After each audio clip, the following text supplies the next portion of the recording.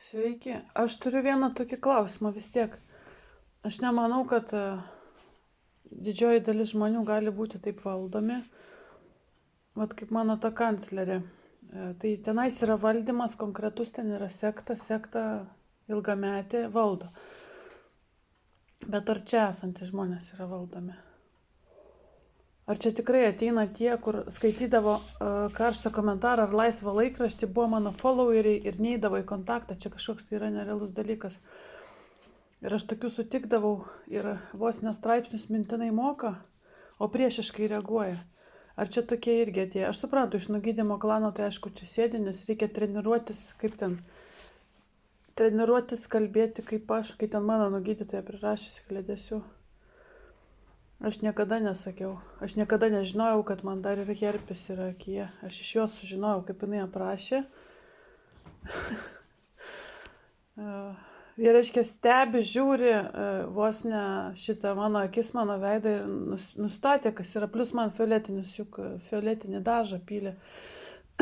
Ir nepaaiškino, kodėl pila fioletinį dažą, kodėl duoda lašelius su jodu. Aš išsigandau, paskaičiau, kad nuo jodo galima apakti ir nepirkau. Bet jei būtų paaiškinusi, kad tau herpes ir tu lašink jodą. Po 3 metų prisimenu tą fioletinį dažą, tą jodą, kad rašė, nusipirkau, nors labai bijojau. Jis pasirodo geras daiktas, tas potasiumas. Aš žinau, kad potasium tai yra sodo trąšos junginys, cheminis, kažkoks baisus, tai išsigandau. Tai va, tai noris paklausti, čia tie laisvi žmonės, tai taip, čia laisvų žmonių yra. Ačiū šiandien vieno laisvūno už paramėlę. Kiekvieną mėnesį, aišku, ir neprivaloma, nes su man yra maža žmogus ir Facebook'e mane seka, mačiau, kad menininkas, labai fain viskas. Iš menininkų, man atrodo, šeimos. Ne, aš nesakau, kokią pavardėjus, gal kai kurie aš paremsiu ir mane dabar išviešinu. Aš neviešinu.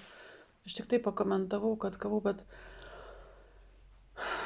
dabar vėl šitą iš namų aš neinu, parneš man tik tai vakare.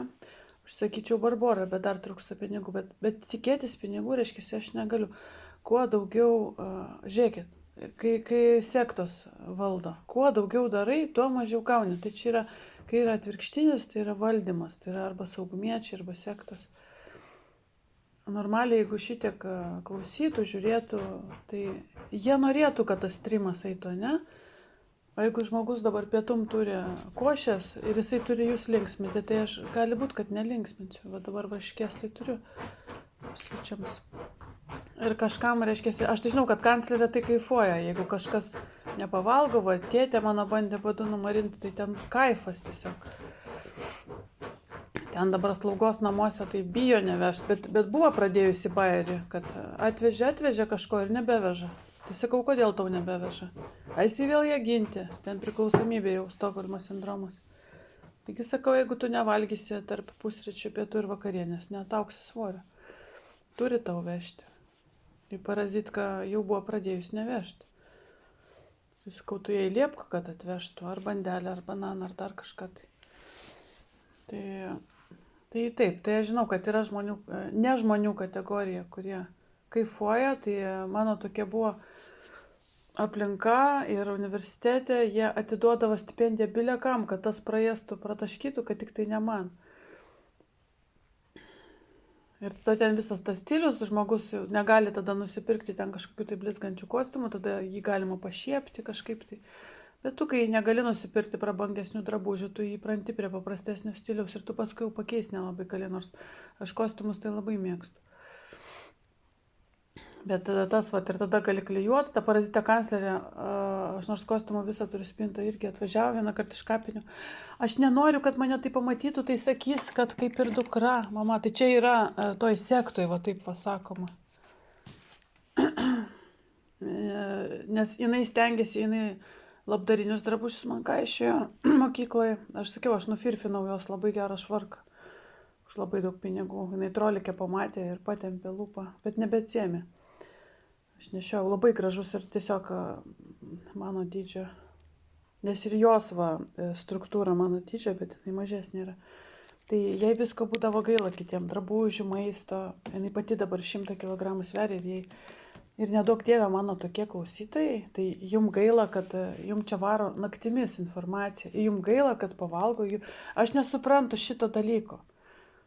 Aš galvoju, kad mes turėtume bendradarbiauti, susijimti, bet kiekvieną kartą, jeigu užmeta kažkiek daugiau, kitą mėnesį būna blokada visiška. Ir jūs esat valdomi. Aš matau iš komentarų, kad ateinat iš kitų kanalų ir tenais vyksta valdymas. O tas valdymas, kad jeigu jūs čia neduosite, tai jam, tai taip ir yra, tai jam daugiau bus. Suprantat, jisai gaus 2000, o čia 100. O jeigu pasidalinsime, tai čia bus 300, o ten 1700. 1800, tokia matematika. Ir jisai be tų 200, tas jūsų kitas kanalietis, jis numirs badu, o aš nenumirsiu. Suprantat, bet tokia yra matematika. Bet čia labai viešinti tos finansus irgi, jeigu pasakysi, kad labai mažai sumetėt, tyčiosios. Aš turiu čia taip laviruoti, kad čia laviravimas vyksta. Dabar dėl to tipo,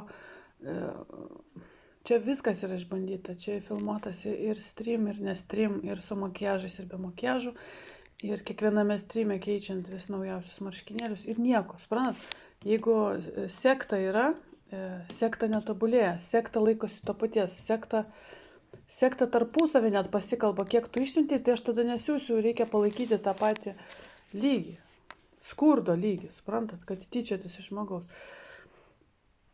Bet aš atvirai kalbu, nes aš matau tas taktikas, jeigu čia 3 metai tas pats tęsiasi ir netobulėjame visiškai.